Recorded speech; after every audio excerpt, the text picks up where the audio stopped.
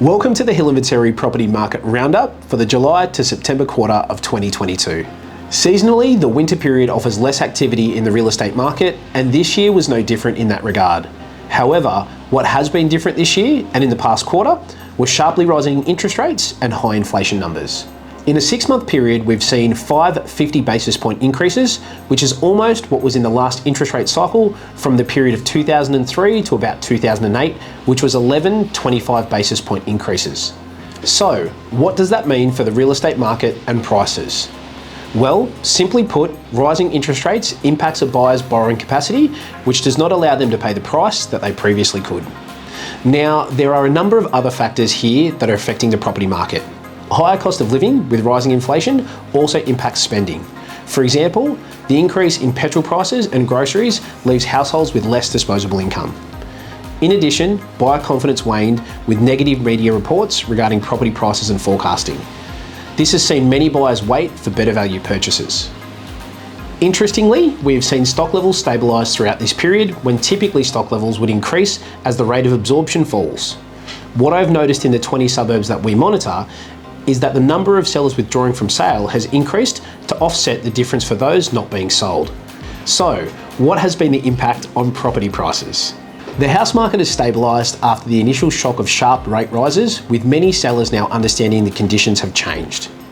We're seeing those upgrading and downsizing realising that the market is relative, and whilst they may sell for less, that they'll also buy for less.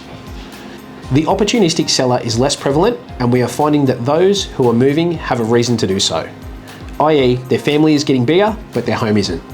An example of this is the sale of 11 Mulberry Street in Loftus. This home selling at auction with 3 active bidders for $1,520,000.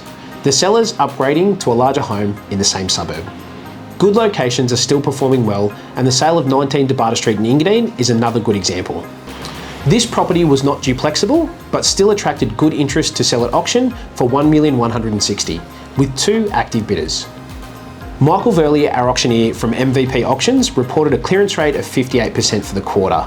This was down from 68% in the previous quarter, but advised that this picked up from a 50% rate in July to 58% in August and ended with 67% in September. Michael reported that on average 3.6 bidders registered for auctions, and this was on par with the previous quarter. It appears as though the market has found its level and buyers snapped up what they saw as good value. In the strata market, we continue to see good activity with several great results from the team. Sean Donovan sold 4 at 39 to 41 Durbar Avenue in Kirrawee for $1,185,000 in just 3 weeks. 5 at 18 to 22 Grey Street in Sutherland sold for $707,500 in just shy of 2 weeks.